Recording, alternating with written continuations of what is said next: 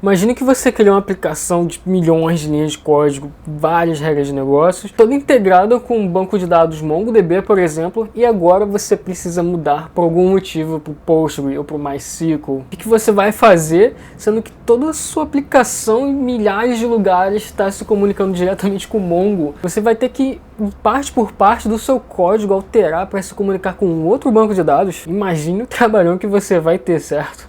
Vamos resolver isso de uma forma melhor. Fala galera, eu sou Ayrton e esse é o canal do Programador a Bordo. Nesse vídeo eu vou mostrar para vocês o Repository Pattern, ou padrão de repositórios. É um padrão muito conhecido e serve para você desacoplar o seu código da camada de dados. Ou seja, o problema que eu falei aqui antes, que você criou toda a sua aplicação gigantesca, milhões de linhas de código, milhares de regras de negócio, sendo que ela se comunica totalmente com o MongoDB. E se você precisa fazer uma migração de banco para o MySQL ou para o Postgre, você vai ter que mudar em todas essas milhares de lugares esse acesso ao MongoDB. E com o padrão de repositório você abstrai isso, porque todo o seu acesso ao banco de dados fica em um único lugar e você só vai mudar em um único lugar que vai refletir para toda a sua aplicação. Esse é o padrão de repositório, é como se fosse uma interface. A gente está falando aqui muito de API, é como se fosse uma interface de fato entre a sua aplicação e a camada de dados. A sua aplicação se comunica com essa interface e é só essa interface que sabe com qual banco você está trabalhando. A sua aplicação de fato, assim, tudo isso está dentro da sua aplicação, mas vamos separar aí para entender os conceitos. É como se a sua aplicação não conhecesse de forma alguma com qual banco que ela está trabalhando. Só quem conhece essa interface aqui, que é o padrão de repositórios. Sua aplicação, quando pede, por exemplo, eu quero uma lista de produtos, ela vai pedir para o repositório que sabe com qual banco a sua aplicação fala, então ela vai lá, pega com o Mongo, retorna, passa para a sua aplicação, ou vai lá, pega com o MySQL, para o Postgre, retorna e passa para a sua aplicação. Então, por exemplo, se a gente trabalhasse aqui com mais de um banco, com 2 bancos, com 3 bancos, a sua aplicação não saberia, porque ela ia pedir algo para os repositórios, e os repositórios que sabe para onde, qual banco que ele está acessando, a sua aplicação não sabe. Por isso que quando você muda em um lugar, reflete para todo mundo, porque você só muda os seus repositórios. Um outro exemplo ainda mais simples, na nossa API, que vai ser o exemplo que eu vou refatorar aqui, a gente utilizou o Mongoose para acessar o Mongo, mas vamos dizer que o Mongoose foi descontinuado, ninguém usa mais, está com falha de segurança e agora a gente vai usar um outro driver para acessar o Mongo. Esse cenário também se encaixa porque você teria que mudar em toda a sua aplicação para deixar de usar o Mongoose, porque o Mongoose faz o acesso ao Mongo de um jeito, você tem que escrever de tais formas os métodos do Mongoose, e agora a gente mudou o drive, você vai ter que mudar toda a sua aplicação para esse novo drive. Cara, olha quanto trabalho você vai ter, você nem mudou de banco, você só mudou o driver. Beleza? Então o padrão de repositório é justamente para resolver esse tipo de problema, e você não deixar a sua aplicação acoplada ao banco de dados. Essa é uma questão muito interessante até mesmo para entrevista de emprego, falar de acoplamento de código, falar os patterns que você conhece. Isso é um pattern muito conhecido e muito importante em qualquer software que tenha qualidade, que seja grande, beleza? Então vamos conhecer ele na prática? A gente vai continuar a API, vamos levantar aqui o container do banco, certo? Que eu fiz nas últimas aulas, por isso eu nem vou explicar aqui. Pronto, meu banco está de pé, vou dar um npm start, eu estou aqui com a minha API. Beleza? Se eu vir aqui no meu robo3t, não tem nenhum produto, porque eu desliguei o container, perdeu os dados, eu não salvei esses dados para manter sempre os produtos salvos. Se você quiser saber como faz isso, a gente faz isso com volumes, eu ensino isso na minha aula de Docker, beleza? Então só continuando aqui, eu vou vir aqui agora na minha pasta source e vou criar uma pasta chamada repositories. Ok? E aqui eu vou criar um arquivo chamado products, porque todo o acesso à collection, ao dado de produtos vai ser passado por aqui. É esse cara que vai conhecer que ele faz acesso ao Mongo, certo? Então todo mundo que quiser uma lista de produtos, criar um produto, editar um produto, ele vai chamar o repositório, mas aí não sabe qual banco está por trás. Então a gente vai ver isso. Agora eu vou vir aqui nos meus handlers e vou copiar todo o meu handler. Vou jogar lá e vou editar, ok?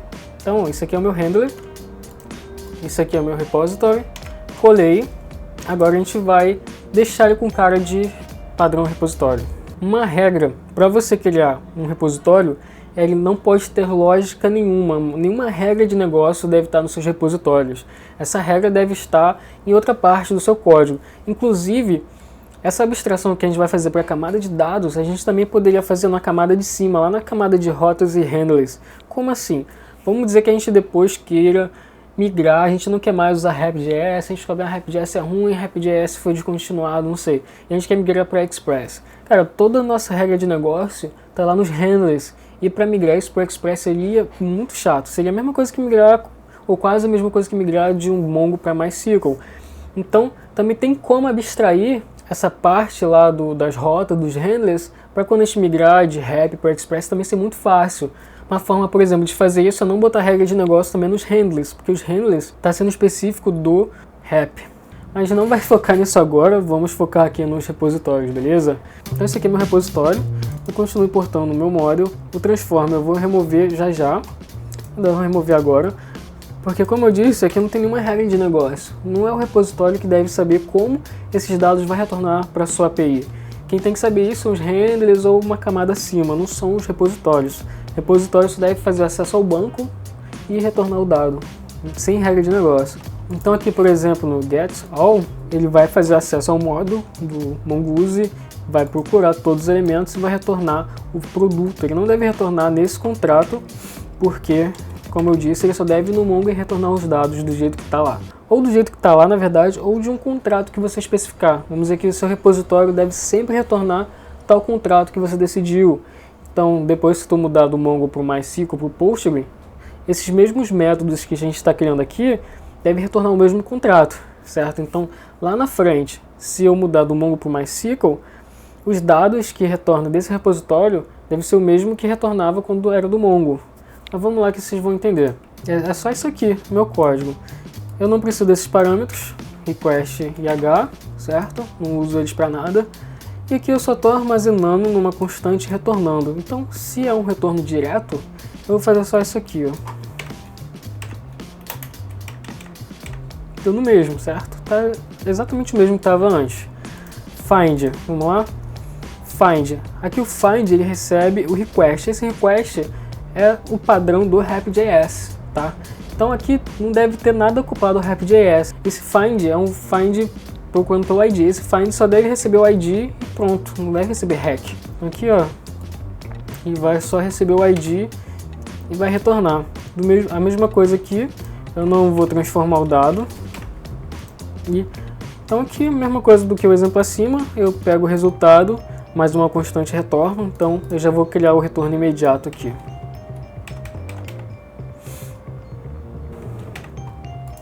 getAll e find, já refatorado, beleza? Agora vamos fazer o save. O save, como eu disse, o repositório não deve estar acoplado ao RapidJS. Então eu vou remover esse cara aqui, ele vai receber um payload, um objeto que tem as propriedades, né, os atributos, os attributes. Então eu posso chamar aqui de payload, não tem problema. Poderia chamar de data, de product, eu vou chamar de payload mesmo.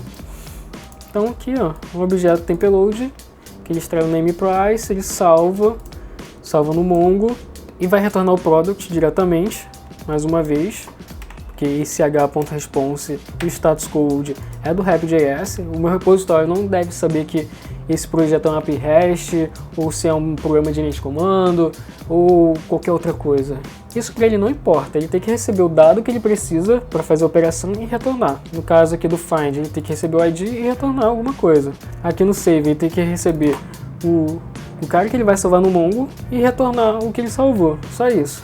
E agora o remove. O remove é bem parecido com getAll e com find. Ele não conhece o RapidJS e ele vai receber um ID, porque a gente aqui, ó, procura pelo ID. Então eu vou receber só como parâmetro o ID e retorno, beleza? Então aqui só fazer isso aqui, pronto. A gente tem o nosso arquivo de repositório, ou seja, em todo lugar que nossa aplicação precisar pegar uma lista de produtos, a gente vai chamar o product repository.getAll, ou seja, sempre vai ser assim, product repository.getAll, por exemplo. Em toda a minha aplicação vamos dizer que eu chame isso 1000 vezes em todo o meu projeto, a lista de produtos. Quando eu for precisar refatorar isso, mudar para o Mongo, mudar meu drive do Mongo, eu só vou mudar aqui no meu repositório em um único lugar, que automaticamente vai refletir para todos os 1000 lugares que é chamado. Por isso que aqui a gente abstrai o acesso à base de dados. Porque se eu tivesse em todas as 1000 aplicações fazendo product model.find by ID e retornando, eu teria que mudar em 1000 lugares do meu código essa chamada. Agora eu só mudo em um único lugar, que é no meu product repository, e automaticamente vai mudar em todo o meu projeto. Automaticamente. Bom, feito isso, repositório pronto, aparentemente está tudo ok. Agora eu vou vir aqui no meu handler, product handler, e eu não chamo mais o meu model, eu chamo ele como repository. E agora sim, eu venho aqui ó, no meu handler getAll, ele sim conhece o Rap.js, com meus handlers é acoplado mesmo ao Rap.js. Eu vim aqui, ó, em vez de eu dar product model, eu vou fazer product repository.getAll. Certo, aqui eu vou apagar o request agora que eu não uso e tá pronto. Só chamei o meu repositório e chamei o método getAll que retorna todos os produtos. Vamos refatorar logo aqui o find também. Product model para product repository e lá se chama find. Aqui a gente chamou ele de find. Ele recebe o ID e retorna o produto. Então aqui estou passando o ID e ele vai retornar o meu produto, ok? O save, aqui também eu posso apagar tudo isso aqui, ó. Olha que beleza. Apaguei tudo, chamei aqui product repository.save e aqui sim eu passo o meu payload que vem, que o Rap.js me manda nessa variável, nesse objeto payload, tudo que eu mando no corpo da mensagem HTTP. Então o meu save aqui no repository, ele retorna o produto. Então eu vou armazenar aqui const product, é uma função assíncrona, então eu recebo aqui ó, e já está transformando aqui e mandando como resultado da minha API. E agora por último o remove. Remove também eu dou product model, transformo para product repository.remove, que é o método que eu criei lá no meu handler, se chama remove. Vem aqui e passo o ID para ele. E prontinho, refatorei para usar o pattern, o repository pattern. Cara, agora eu posso chamar 1 milhão de vezes a lista de produtos, remover produto, qualquer coisa que se eu precisar migrar depois do driver, do Mongo, mudar de banco de dados, eu só preciso alterar em um único arquivo que é o Product Repository e vai refletir para todos os milhares de lugares que está chamando a minha interação com produtos, beleza? Então, para vocês verem, continua funcionando. Aqui eu só devo ter botado o nome errado, que é Products. Carregou. Agora, fazer o teste aqui com o meu Postman, fazer um get. E retornou vazio, porque meu Mongo realmente está vazio. Eu vou criar aqui alguns dados, fazer um post, que é o curso HTTP, já estava salvo aqui. Salvei, ó, retornou direitinho. Se eu der agora aqui caçar ele, ó, tá funcionando normal. Se agora eu salvar mais produtos, enviar, normal. Agora se eu listar todos os produtos, tá listando todos. Beleza? E se eu obviamente remover, ele removeu status code 204 e get em todos. Pá, vou pegar aqui e pronto. Se eu vir aqui no meu robot3t, vai ter um produto, certo?